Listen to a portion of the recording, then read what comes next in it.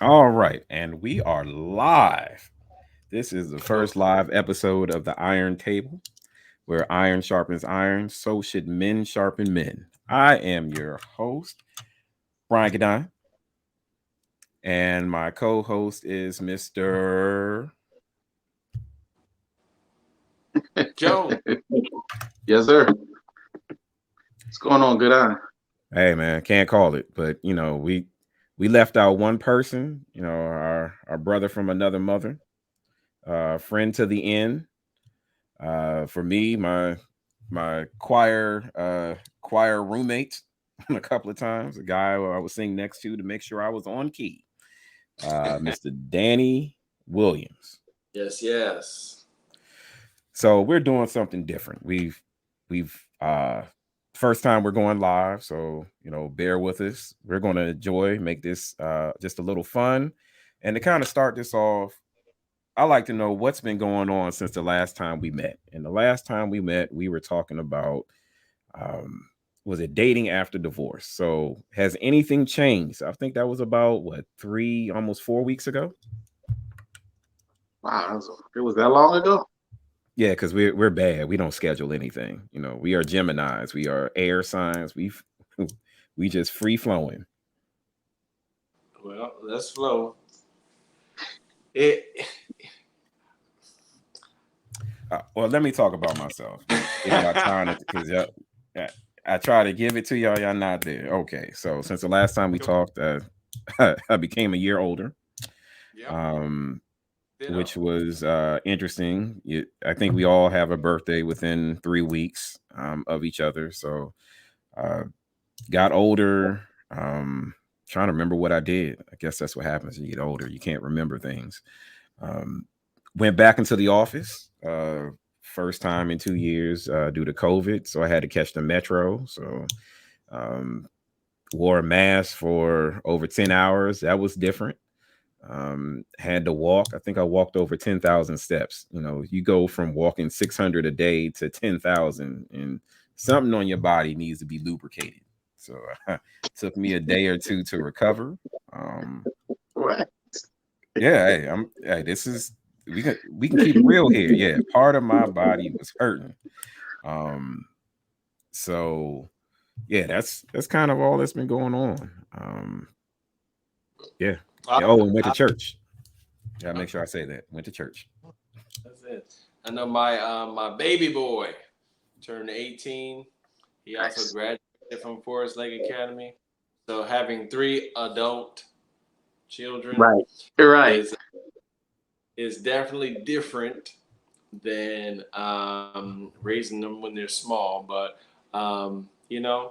taking stride, hung out with the family in Daytona Beach for a little bit, um, and just making moves, doing what we do. Got something hot off the press that will be coming really shortly.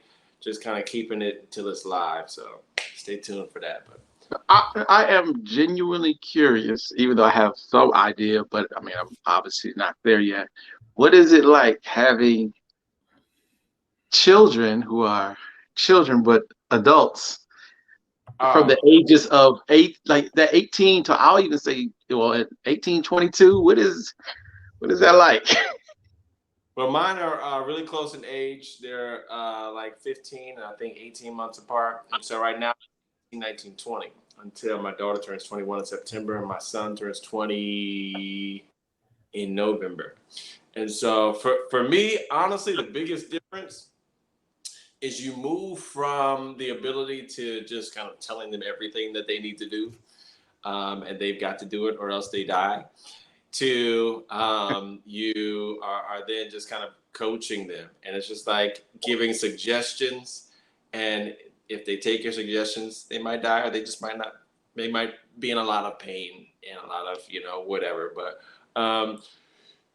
it's definitely more hands off, and the dialogue that you have with them is much different than when they're younger and you're just telling them what to do so that they don't die. I'm using that word because oftentimes as a parent, that's your goal. Okay, you can't run out in the street, or you, all right, don't get, you might, okay. So that's the biggest difference for me, is just changing the method that I interact with them. And it's a different kind of you move from direct instruction to more so just dialogue and coaching. And maybe I should have been there sooner rather than later in terms of, that coaching aspect of parenting. But it's definitely more, this is what you need to do, as opposed to now we're more so, these are the options. Let's consider how each might impact you and make an appropriate decision. Did we lose Keith? We might have lost him. I know he was in the midst of real life. I think he was cooking. So yeah, oh yeah, got it out. So, I mean, I got a child that's soon to finish first grade. And what is it that I'm thinking that once they turn 18, that my wallet my pockets become fatter because I'm no longer responsible for Lies. Oh no, he's back. So what is it like? I mean, did you smile a little bit and say I've completed my job, or did you say, oh goodness, now it's another level of need? Well, for me, in terms of adult children, Yes, they just get more expensive. That's it. The cost keeps going. You got three in college now, and so some way, somehow, the Lord will make a way. Would you rather get a power wheel or actual car? Like, I would go with the power wheel. Like, the needs are much more expensive as they get older. Who asked us to sign up for this? Parents, because they wanted grandbabies. So I feel that they should be responsible for helping us subsidize these babies that they wanted from us, because this stuff is for the birth. These kids, they eat and eat and eat, and then when they're done eating, they eat some more, and then because of that they grow. And so I'm looking for all the grandparents out there to sponsor a grandchild or all of them.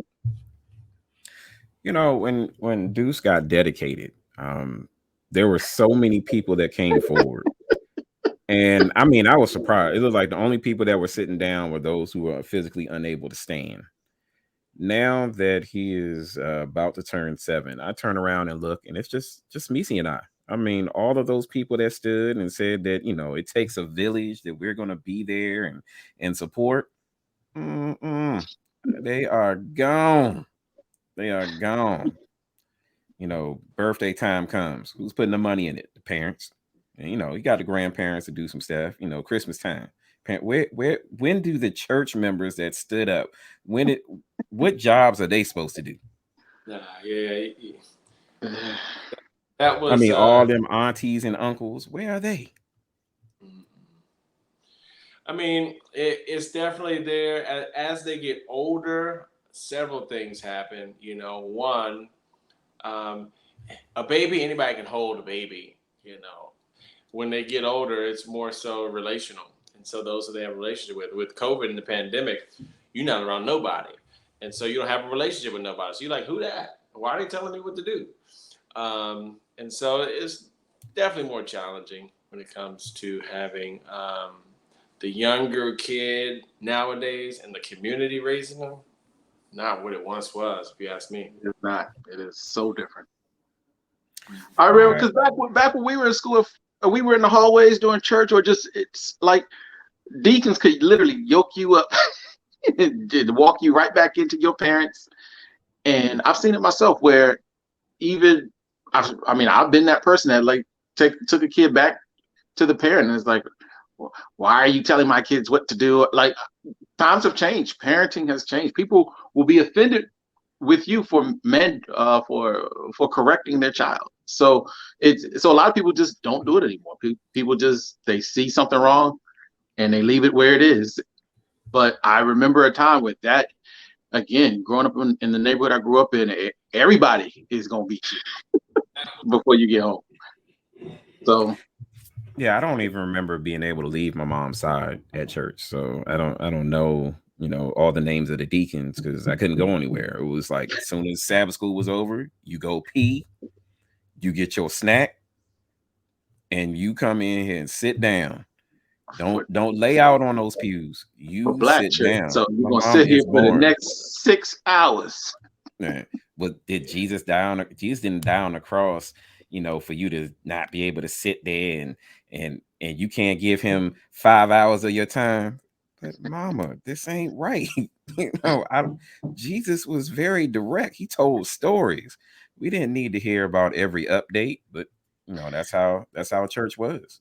And for us, I remember, we were at church 7 days. At least I was at church 7 days a week because we went to the church that also had a school. Then there was the equivalent to Boy Scout, Girl Scouts, Pathfinders on Sunday, and then you had church on Saturday. I spent more time there than I did at home. That might as well have been my permanent address at some point. And that's why I like brothers.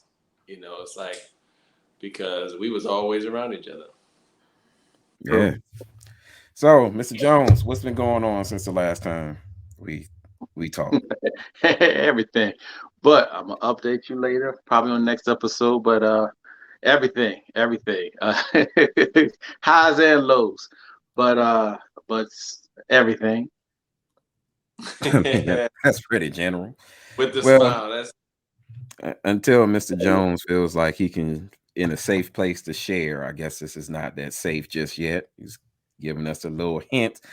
We're gonna go straight into the topic of today.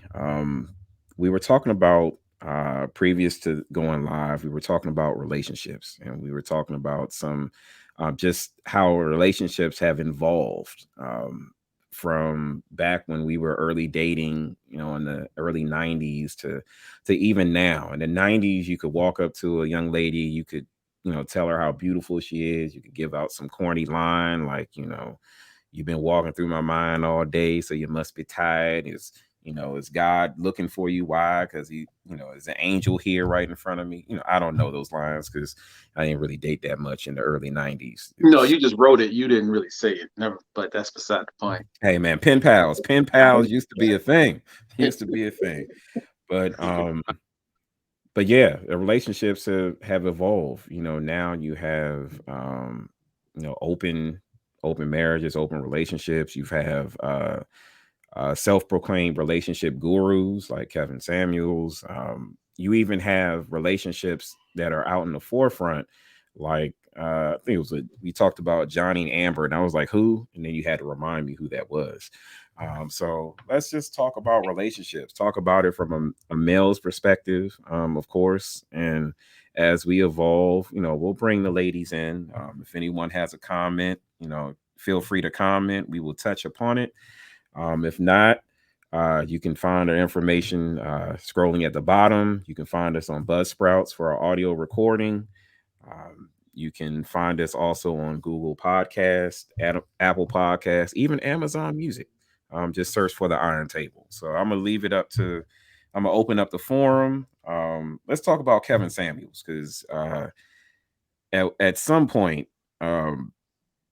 his name was big, and we know he's no longer here. But he was one of those self-proclaimed relationship gurus, and he said a lot of inflammatory things. Some things. Did you agree with anything that he said? If so, what was it? I, I don't know that he said inflammatory things per se. That's just my perspective. He definitely had an approach that could have had a little less of an edge, but his message, I to be brutally honest, I didn't spend very much time listening to him, but the few things that I heard, he was very, very focused on trying to help women of color try to get to back to reality, because women of color are statistically the least likely to be in a long-term committed relationship, marriage. The statistics, I believe, were 2 out of 3, roughly, of women of color, of Afro heritage, are single, and almost all of them are looking with they're hoping to find their Prince Charming. But Kevin Samuels, his voice was kind of bringing it back to reality. This ain't a Disney movie. And he was very vocal with helping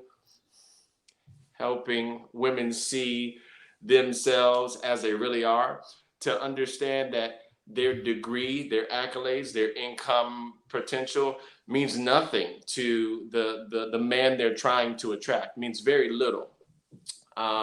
As well as understanding what they needed to do and not do in order to be in a successful relationship with a black man. Because I don't know, Keith, you and I have a lot of dialogue, but the state of relationships between men and women among people of color is Houston. We have a problem. It's scary. Well, as it relates to Kevin Samuel, kind of touching on what Danny said already. I've never listened to a full full interview or a full. I've always seen clips. That's the word I'm trying to say. I've always seen clips of his, and there's sometimes that again, the way he put things, they cut, and they were to the. So I can't speak on everything, but some of the things I've heard, like he cut deeply, and some people. I'll put it this way, because I work in this field, I know that you cannot always sugarcoat everything for everybody. Some people need it to cut. Some people need to hear it in a way that makes them uneasy. We think about church. Back in the day, they would use the phrase, "I'm about to step on some toes," and that's right when the pastor would say something that would make some people uneasy. But it was there's no other way I can say this there's no other way I can get it. One of the best examples that I could give that he used was, and we do this sometimes when we're speaking to people, he used the analogy of a woman's son, and she gave the reasons why she would not want her son to marry a specific type of woman, but she described herself. So he was saying, so if you would not want that for him, he used the way to help her see, this is not me looking down on you. The very thing you would not want for your own family, you're trying to push on someone else. And it was hard for her to digest that, but again, it helped her open her thought process up to some things she needed to change within herself. So not saying that he wasn't worthy, but sometimes we see things the way we want to see it. But I've heard some women say, you know what? But I've heard some women say that, why do you have to downgrade the black woman in order to get a point across? I don't know that I would consider what I witnessed him downgrading them. I would definitely say he didn't hold his tongue. He said it how he felt it, and he didn't care if your feelings were hurt. But what baffles me is these women called into his show. Yeah, I was going to mention that, like, they don't have any male friends to talk to before they do this. Well, not many of them know, because again, if some of these people actually went to talk to uncles or fathers, or some who have, they probably would have got. For some people, there are people in their lives telling them the truth, but they didn't want it from them. They wanted to, let me go ask Kevin and let's see what Kevin says. And he echoes the same sentiments, but he put it in a way that's going to cut much harder. Like I said, some people need it. They have it. It's like American Idol. Some people know when they go to American Idol, they can't sing. They know they can't sing, but they show up and they audition and they're terrible. But people told now, in defense of those who were never told they can't sing, sometimes you need to go in front of a Simon who's going to tell you, this ain't for you. This isn't it. But for some people that motivates them to try to do better or to change some things, and for some people it motivates them to move to something else. But And like I said, I would so if you didn't have a Simon to just tell you, bruh, no, you're terrible. you would still have false hope. You would still think, okay, I'll just go over here to the voice then. It's like, no, bro, don't do it to yourself, because that's not for you. And it's not that relationships aren't for anyone. Like, you definitely can have everyone for somebody. I have never, ever, I've always been surprised to see somebody's like, man, they found somebody too? Wow, there's somebody for everybody. And we have, I ain't gonna say no names, but there's somebody out there. But I think overall, the state of things with Black men and Black women is pretty bad. And Kevin Samuels, you think about why his following was so large, because he was speaking to the issue.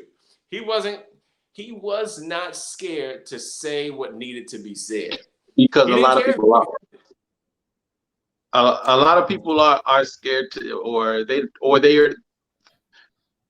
Again, it's the culture we live in. It's with anything that goes against the happily ever after narrative, Yep. or it's anything that's said that makes people feel uncomfortable or triggers someone is deemed evil or hate speech. And sometimes it's not. Sometimes my doctor, I had a doctor who, he and I had a great rapport, and I told him my knees have been hurting me because you're fat. I got hit with that this morning, and I was like, I'm going to see an orthopedic surgeon, and she was like, I'm going to try to figure out what's wrong. She was like, are you going to also talk about your belly fat? I was like, why can't this be an injury, a couple related injury or something?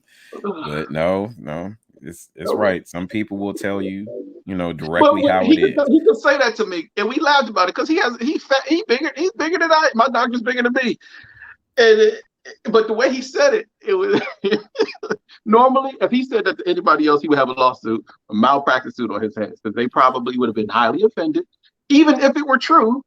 You can't say everything to everybody. Isn't prepared to hear everything the way you want to deliver it. But that goes back to having a relationship. You had a relationship with your doctor enough where he felt he could be that way. Oh yeah. These people that are calling into, these ladies that were calling into Kevin Samuels, they didn't know him. But they knew what he was about, though. They knew exactly what he was about. And I agree. Like, why would you call someone knowing that he will most likely cut you to the white meat? You need it. Because most people don't want to hear it, especially I'm gonna get myself in trouble. But I'll say this, that everybody needs somebody in their life who's just gonna give it to them straight. Who can hold you accountable? Who can just tell you like it is? I come to y'all and I'm like, yo, just tell me, and I don't want you to tell me what I want to hear. I want you to give a dissenting voice. But for a lot of women of color, in my personal experience, I've seen a lot of them that aren't as open to hearing something that's constructively telling them, no, boo-boo, don't. That's not a good idea. And so if and when, here's what I mean by that, because before y'all come from my head, I'll say this. They'll come for your head, because I'm gonna slide off the screen. The ones who, there are several people that I know who the moment that somebody comes and tells them something they don't want to hear, they immediately cut them off. It's like done deal, the guillotine, and they just will refuse to continue to associate with them or to ask them for anything. And that's a problem. That's a problem. If you don't have somewhere where you can go and somebody can be truthful to you about what it is you need to improve, where you are and what you need in order to be successful. Proverbs says, that do not correct a mocker, or he will hate you. Correct a wise man, and he'll be wiser still. He'll love you. We have to always be open to that critique, open to that, constructive criticism, open to somebody telling us, yo, you need to fix that. And a lot of our people have an issue with that. I'll be honest with you. I don't like it when people have something to say to me. But I know Yeah. that if it's going to make me better, I want to hear it. Give it to Yeah. me. I may Yeah. not even receive it in the sense that, it may be something that I hear and then just kind of hold on to, kind of keep in my back pocket. But I want to hear it. I want to hear it because I want to grow. That's me. And that's a sign of maturity. You definitely have to have somebody in your stable that is able to check you. I believe that. Well, but again, going back to what makes me feel good, when you say things like that, it doesn't make me feel good. Mhm. So I don't But it's like. like medicine. Medicine doesn't taste good, but it makes you feel good later on. I'm not going to accept it like, oh, you like, Brian, you need to lose weight. I'm like, whatever. But deep down inside, that seed has been planted. I'm like, okay, I need to work out a little bit more. I need to eat a little less sweets. Hey man, I haven't had a soda in well, I would like to say almost 2 years. I did have to take some ginger ale. Wasn't feeling my best, but I'm not. There was one point where I was drinking sodas for breakfast, lunch, and dinner. I was buying, yeah, I was the only time water touched my body, inside of my body, is if I had my mouth open in the shower. That's how bad it was. Lead you? Where'd that lead you, Mr. Goodine? Right. Hey, that did lead me to, an overnight stay in the hospital, having, my kidneys pumped full of fluid. Yes, I was they were like raisins. They were like raisins. But thank the Lord that my friends, was, Brian, you gotta stop, you gotta stop, you gotta stop. And y'all kept saying it. And then my wife started adding to that, and she It's kept like, saying it. where's your water, man? Where's your water? And so, I'm doing stuff, hey, this is not soda, this is some aloe juice, some Gatorade. The water is upstairs. It's nearby. It's All nearby. right. I try to drink some in the morning and at lunch. Okay, I don't need to see your water. Your kidney said But, thank I you. go back to saying that it's, if you have you got to have friends or close people who are willing to check you, but it That's fine. doesn't mean that you're always going to run to them and want to hear it. Hopefully they will push through it and still say what needs to be said. And I would dare say the main reason Kevin Samuels was so huge is the vast majority of those women didn't have that. And that's why they're calling Kevin Samuels.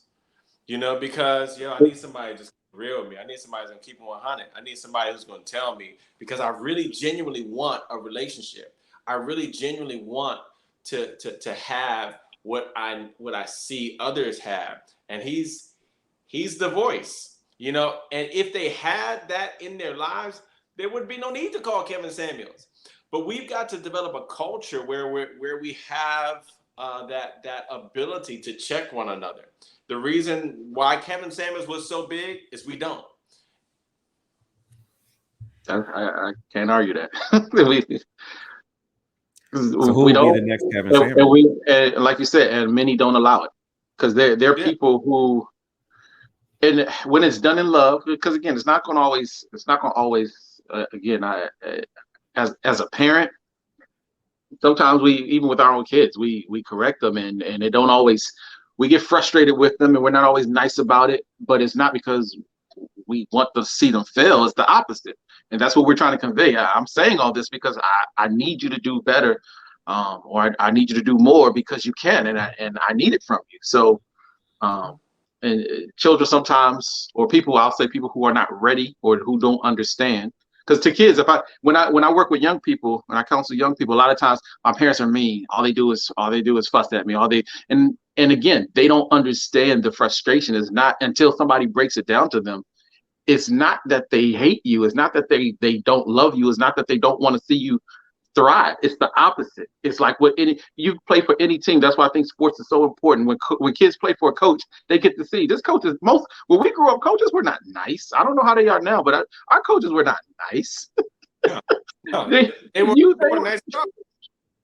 Yeah, he they cried a weren't couple of times. they weren't supposed right. They weren't supposed to be. They were this, but it was a lesson in life that I'm barking at you because like I'm making you run these laps because I need you to have more stamina on the floor. I make you do these push-ups because I need you to have more strength on the when you get out there and perform. So the same thing goes with relationships. When I mean, if we know somebody's coming to, eventually we know when somebody's coming to us in love or to help Mhm. us.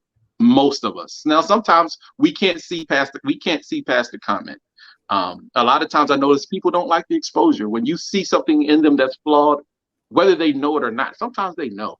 Um, I'm just No, throwing it maybe out want to hear it. Yeah. Oh, there. And sometimes I know, I'll use myself. I mean, if I know I need to lose weight because the doctor says so, when somebody comes and says, because kids are honest, you're fat. I'll be like, you know what? Oh, come here, little kid. Let me punch you. Like, yeah, you're right. So sometimes we don't, but the message is there that yes, I need to lose weight. I already know it, and it's already a sensitive area. But it's one of those things where if I'm not ready for that feedback, all I can hear is going to be hard for me to receive it. Yes, I know I need to make some changes, but when it comes to me in a way that I'm not ready to hear or I'm not ready for, and I don't know it's in love, sometimes it's hard to digest. So it is wise. There's a saying my grandmother say, chew the meat, spit out the fat. Take what you Yeah. can out of that statement. Yeah. The fact of the love that. matter is, Yeah, yes, that's that a hurts. wise statement. I don't like it, but I need to actually do something and be Yeah. constructive, because when people are letting me know I'm bleeding out, so to speak, is one thing, because people could ignore it and act like there's not a problem. And we will be upset with that too. Everybody saw that I had this problem and nobody said nothing. I've heard that so many times. And then I always ask that person, well, who would feel comfortable talking to you about it? Come on. Because if you're the type of person that if they came to you to say, hey, I noticed you're bleeding out, and I think you might need a Band-Aid, and you're the type that's gonna, like, you're gonna lash out and you're gonna bite their head off, then they're not gonna come back to you. And if people see that, then they're not gonna come in. Like, so if we have to be aware of ourselves and how we receive negative or feedback. I won't even call it negative, because Say that sometimes again. Say that again. We need to be what? we need to be aware of ourselves and how we receive feedback, because it's a lot of times it is meant to be constructive, and sometimes people just don't know how to give it, but they want to say it.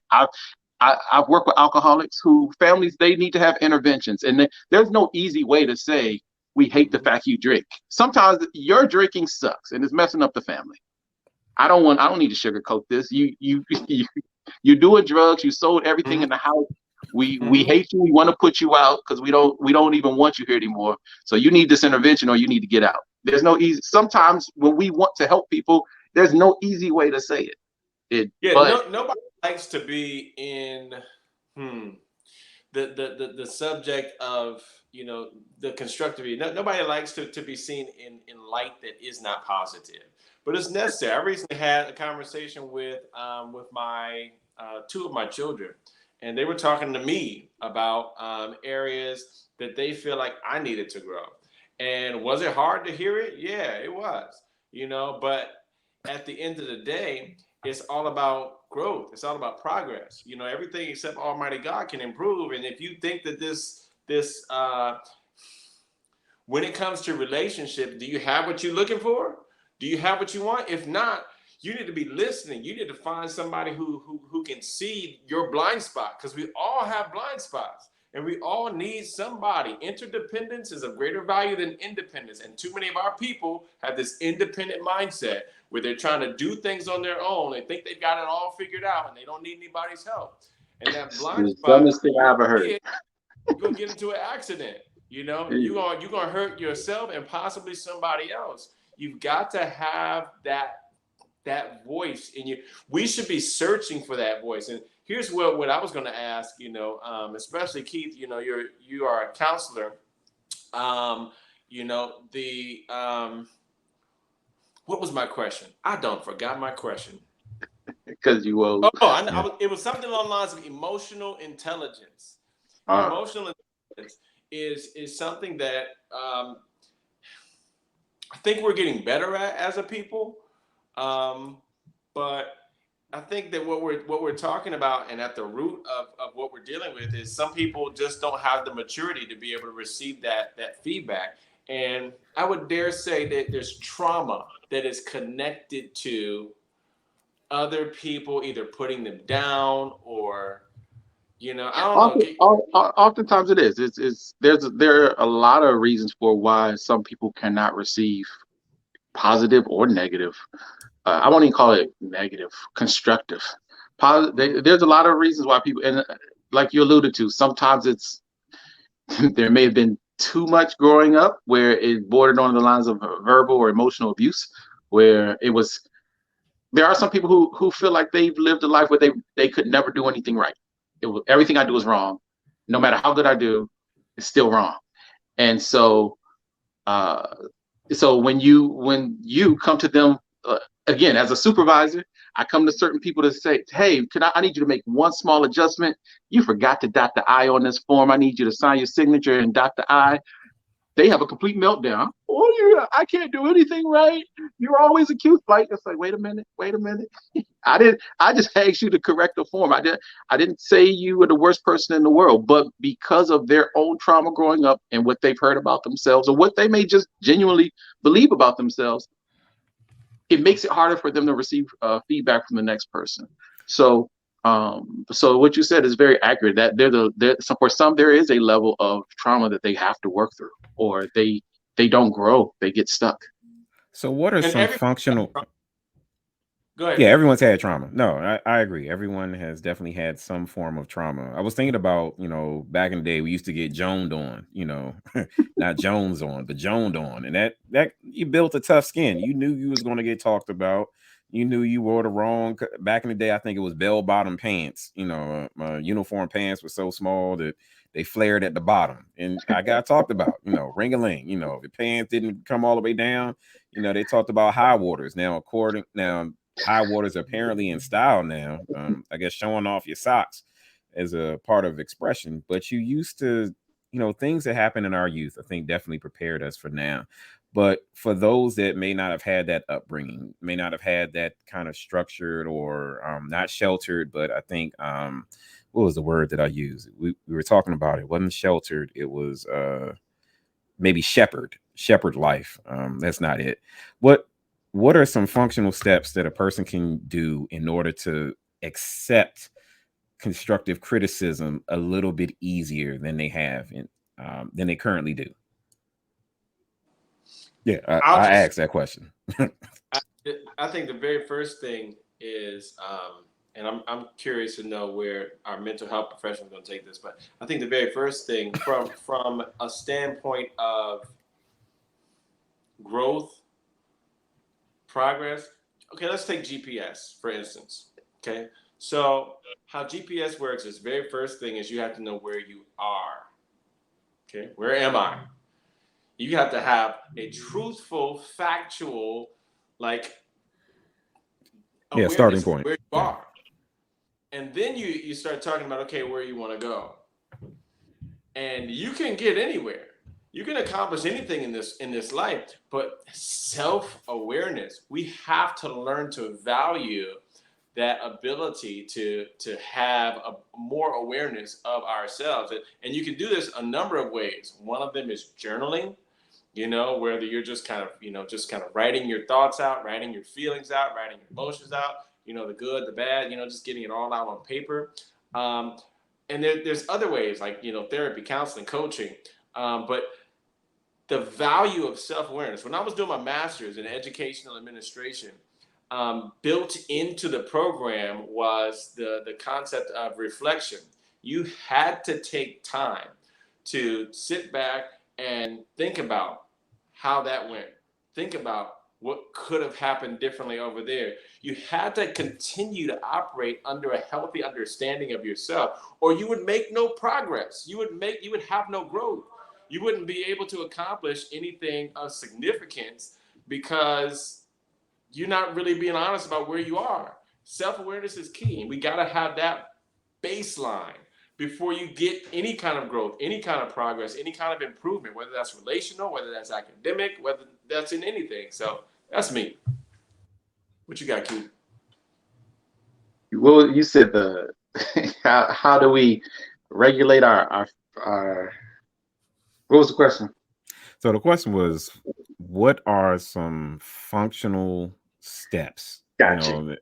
It can be baby steps. It can be no. I'm not even going to try to put it in a box. What are some steps that someone who is not used to accepting constructive criticism, what can they take in order to receive it? They need Jesus. Because listen, It depends on the reason why. I'm joking. I'm joking, but not joking. The first reality in this life is that none of us are perfect. So, and figuring out, we all make mistakes. So that's one. So, sometimes those who feel that they are set apart and that they are flawless, we all make mistakes. So we all are on this blank slate trying to figure some things out. Functional steps. Like I said, just becoming, accepting the fact that you are not perfect. Two, figuring out, figuring out what it is that causes you to have ill feelings about feedback from whomever it may be. Because that, until you figure out somebody could be, I got a phrase that I used a lot. Somebody could be giving you the cure to cancer, but if you don't like the way they gave it to you, then you'll never hear it. You'll never receive it. And they could be giving you a pot of gold, and they could be fixing everything in your life, but because you don't like the tone in which they said it, and I'm gonna pick on the women. I know we're gonna have some women on the show coming soon, but I'm gonna pick on them since they're not here. I feel in most marriages, women notice more, so they often have more feedback. And a lot of married men have gotten used to the feedback. They don't even say that no more. Like, you left the toilet seat up. Yeah, I know. I got it. Like, it's like little things that we could sometimes consider nitpicking. Like, a lot of men are used to getting feedback. I talk to a lot of husbands that say, if I try to say that, if I try to dinner was great, but the chicken could have used a little bit more salt. Careful, Keith. Be careful, bro. You need to be careful. I gotta go upstairs after this. You need to be careful. We live, so you can't edit this out. I'm on a blank now. So let me run with it. So we have to understand what we're dealing with. A lot of wives ask, why doesn't my husband talk to me? Why doesn't? Because women will ask their husbands, wives will ask their husbands, or girlfriends ask their boyfriends, tell me something I need to improve about myself. And he will bite, huh?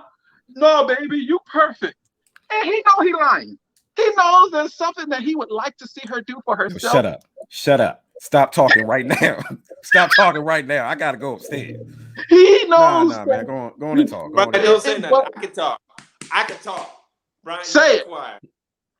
Yeah, you go ahead. Finish the point. I'm just saying, Brian, don't get in trouble. Don't get in trouble.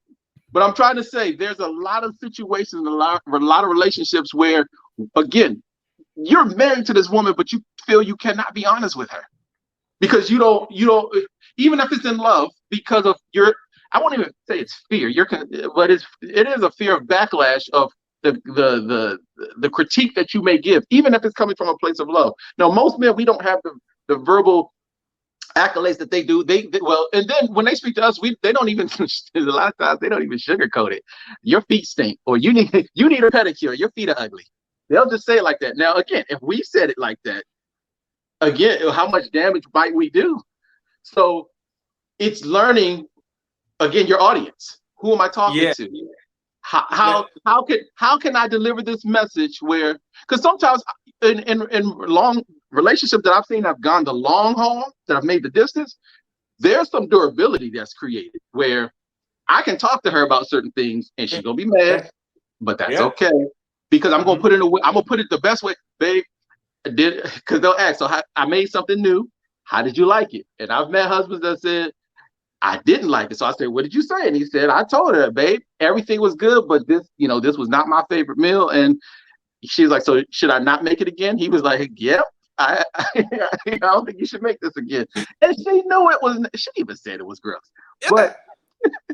But I think sometimes, this is a whole separate situation, but I think sometimes people associate the labor and effort put into the meal. He's not saying that your efforts were in vain, and that I appreciate the endeavors. I'm glad you did this. Bad cook. And he's not saying you're a bad cook. He said this one meal, unless you change the recipe, probably wouldn't be something we would eat again, or I would eat again, as is. But some people cannot say that. They cannot take that feedback. They cannot take that critique because it triggers other things. And that's for the individual to figure out. Why does it hurt me when someone says they don't they didn't like the dress I wore to church this week. I got to come back because you were going somewhere, Keith, and you did not overtly state it, but you implied it, and I think it needs to be overtly stated. You implied that women are used to giving feedback. Yeah, that's what you. The implication was you, as a mental health professional who do couples counseling, who do individual therapy, who do all of the above. The implications of this, of what I gathered from you, is this: a lot of women don't know how to receive constructive criticism. That's exactly what I was. If that was, I was. So let me, if I wasn't clear, yes, that's what I was saying. Say it again. Historically speaking, times have changed. Women are in the workplace now; things are different. But historically speaking, men were the ones that went to work. A lot of men worked in plants or factories, places where they got feedback. Men go to barbershop talk, get feedback. Come home to a wife, get feedback. We are in a world where women now are learning. They're now in these places as well. Not that, and again, not everybody feels comfortable giving feedback. Going to the, I'm sure, like, I want to know who are Jada and Amber Heard. Who are their closest friends, and which one of them is allowed to give them feedback? And if so, do they still talk to them? Or would they still consider them friends? And so there is a difference. I think we don't always like, if we even playing sports, I've had coaches tell me, you need to work on this, and this. And as much as I didn't like hearing it, it was the truth. So over the years, feedback. When you try to talk to girls back in the day and they tell you, nah, you whatever they would tell you, your breath stink, your feet crooked, or whatever feedback girls would give you. A lot of times, again, during puberty, that's what made most of us start like really getting it together, trying to, bathe, get funky cologne. We like whatever feedback we got, that's what we changed in order to try to approach the next girl. So again, I think that we have been used to getting a level of feedback that is not unanimous. It's not, everybody doesn't, we have this mindset that everybody's been through the same thing, and we haven't, which is why there's a Kevin Samuels. This is why they go to him for feedback or for information, because honestly, a lot of women don't know why they are having trouble finding healthy relationships. And I talk to them. Cut off everyone in their life who would be honest with them. And or the people who would say something, they're like, yeah, I ain't saying nothing, because that's it. She's not gonna call me no more. So ladies, I mean, you guys are watching this. Who holds you accountable? Who? My favorite question. Who can come and call you on your bull crap? Like, who can say to you, you tripping? You still continue to be in relationship with them. Like, I've personally seen a lot of men and women. So it's not just a gender thing, but I think that the point that I was trying to point out with Keith in our dialogue is, as a professional, you see some patterns, you see some trends, whereas some are used to receiving feedback and some aren't used to receiving feedback. And so those of you who actually want to improve, those of you who want to get better, you want something different, you have a blind spot, you've got to open up your ears and say, okay, I need somebody to tell me like it is. And if you cut those people off in your life, if you've made it so difficult for them to answer truthfully to you when you need it most, you're going to be on a hamster wheel. You're not going to be able to improve. You're not going to be able to have what it is you most desperately are trying to go after in life. True. Is it okay for me to talk now? Is this a? I don't know. Y'all said some stuff, and I'm like, I'm the only one that right now is married, so it says some inflammatory statements. But no, honestly, it takes two people willing to be transparent. It wasn't easy. It wasn't easy for me to receive feedback early on. I had to develop, a level of trust, that I know that you're going to be there, that you have my best interest in mind, that, it's not something that, it might be hearing it for the first time. Let me validate it to make sure that it's true. There's so many just different reasons, but, if you got two people that are willing to be transparent, then I think, and understand that another person doesn't make you whole. No. You got to be whole in and of yourself. And being whole isn't 100%. It isn't always 100% because, we're not perfect, but try to be the best that you can. But this is definitely interesting. I heard you mention Amber, and I know Johnny and Amber was one of the latest things. Real quick, because I know we got about maybe like 10 minutes or less before we have to wrap this up.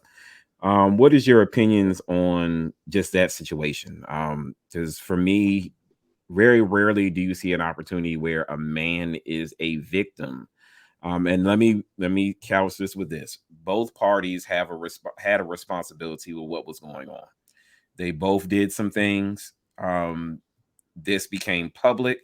It was here in Virginia, but Johnny Depp, based on just the awarding, the punitive damages, I think it was like a defamation lawsuit. He actually received more money.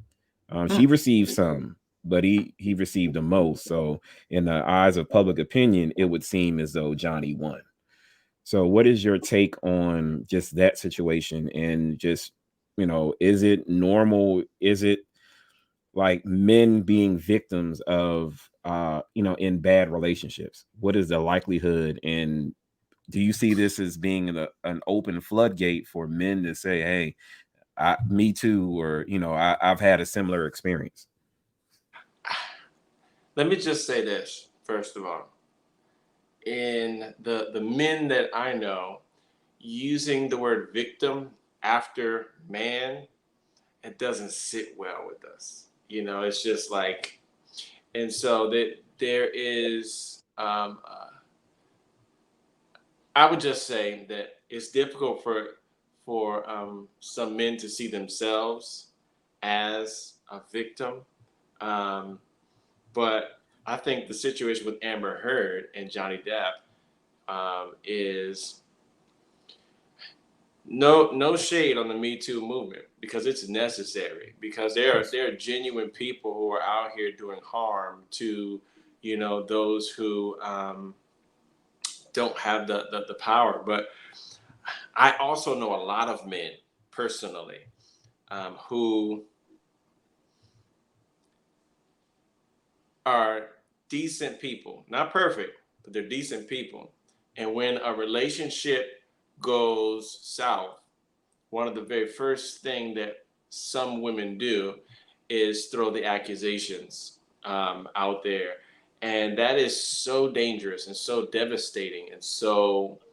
And I say all the time, that scandalous women attempting to bring down a good man is as old as the book of Genesis. And we cannot simply, while we have to listen to every voice that says, hey, I'm being abused, while you do have to take it very seriously, you need to ask the right questions. And I think the public got a chance with Johnny and Amber to ask the right questions. And what you saw in that trial, and I didn't watch the whole thing, but the little highlights that I saw, you saw one person take accountability, one, and the other person just completely, just no accountability, no whatever. And I think that it's helpful for us to have these conversations as men and women, because a lot of people end up in situations where both people are being abusive. But the conversation of what abuse is, that's a whole Oh yeah, we'll get nother. into that. We will definitely get, and we will have both sides of the Yeah. line to talk about what abuse and what trauma looks like from their lens. Yeah. I don't know what you got, Keith, on Johnny and Amber. What are your takeaways if you had to put them in a 5-minute capsule? I'm just thinking. I mean, you kind of touched on many things. Again, looking at, you said it. A lot of, initially when the story broke, it was. I mean, Johnny lost a lot because without any proof, without a trial, without any information, Guilty. he was just guilty. He was guilty and cut from every, like, lost contracts, lost movie, like he was guilty. And again, in the events that, you know, that there are men out there that are really cutting up and acting a fool and they're guilty, hey, I don't think anybody, if he was guilty of any of those things or those things that he was accused of, I don't think there wouldn't have been much to be said. But we live in a society where, again, like you said, and so one of my favorite, ask the right questions. And we are now learning how important that really is, because a lot of people, even working for the prison system, I've seen a lot of people incarcerated because falsely incarcerated because the right questions were not asked, and people were just pronounced guilty before they were even heard. And that's dangerous.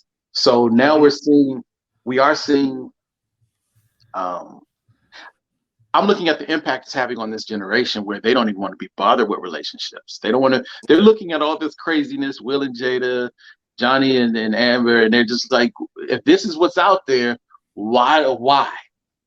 I don't have to, like, why bother? I can, and then it's not that's all that's out there, but if this is what I'm about to go through, and I'm about to, lose my life physically, mentally, emotionally, spiritually, why bother? And so I'm looking at it, how it's impacting the young people who are marriage age but want nothing to do with relationships. I'm looking at how many people are getting comfortable with saying, yeah, like you said, nobody wants to say I'm a victim, because but of hostility or mistreatment, but it's but if something ain't right, I'll put it that way.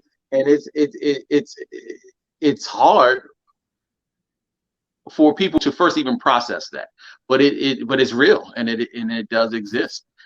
There are so many toxic relationships out there, but people get to the reality that they need help, and then they have to be willing to admit that it's broken in order to get it fixed, if it's fixable.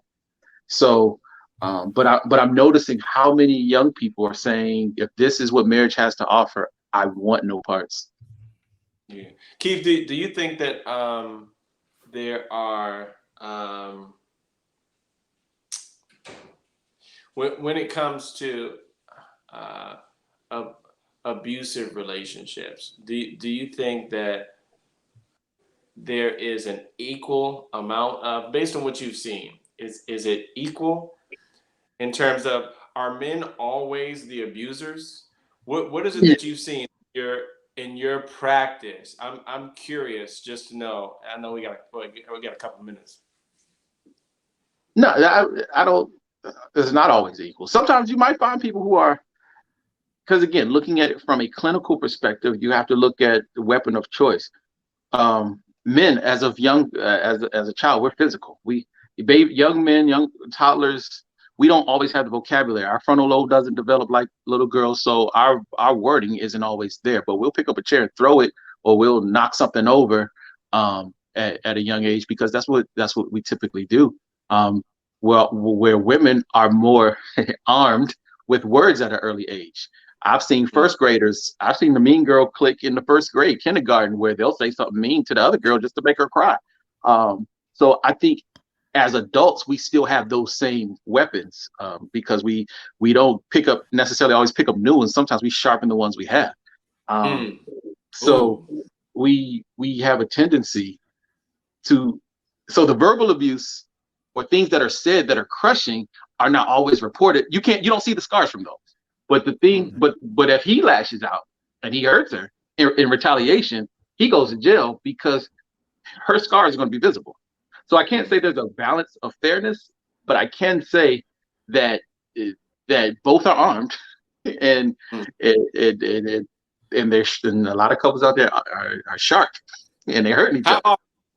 Before we close out, how often do you see people, when a relationship goes south and one of them come and start making the accusation, like you did in this Amber Heard Johnny Depp situation? How often have you seen that? All the time. Sometimes, because it depends on why they're going to therapy.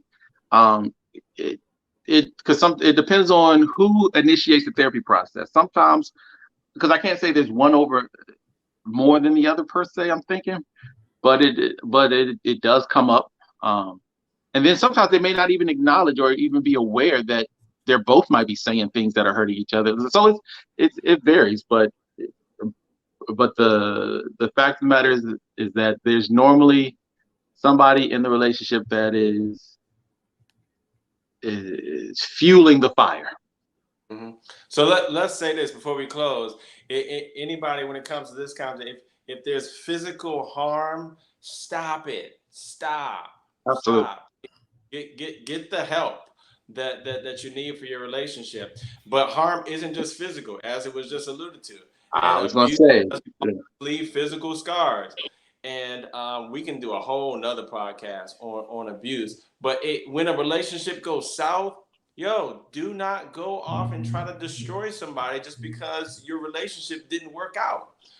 Because ultimately, at the end of the day, I believe that we're gonna be held accountable for our words, and what's done in the dark will come to light, like it did with Johnny and Amber. And so do right, and when you're in those situations, get help. Get help. Get help. absolutely. All right, Keith. Danny just gave his 1 minute send off. You got anything you want to say before we close this? No, relationships can work despite how we feel some days, how things look some days, despite the craziness that we are exposed to. But that's just it. Relationships are work. Marriage is work, and I believe once people get out of the mentality that marriage is just this partnership that you ride off into the sunset and live happily ever after, once you get that out of your head and you realize that there's work that's done daily, a lot of people do better just off of that. So and if you want to make it work for the rest of your life, you'll be willing to, you won't want to abuse the person that you're with. You won't want to destroy the happiness that you have. So I want to encourage the people to get marriage counseling or to get counseling while married, premarital counseling and marital counseling, to strengthen the bonds and the ties that have brought them together. All right, and just for closing, I'll just say, thanks again. We appreciate those who have been able to watch, and those who are watching this after it's live. Don't forget to like, comment, and share. The Iron Table can be found on Google Podcasts, Apple Podcasts, Amazon Music, and other major podcasting platforms. We thank you for this opportunity. This won't be the last time. This definitely isn't the first time. Make sure you align yourself with somebody, with someone, a friend, somebody that you can confide in. But when you need help, as both Danny and Keith have said, find professional help.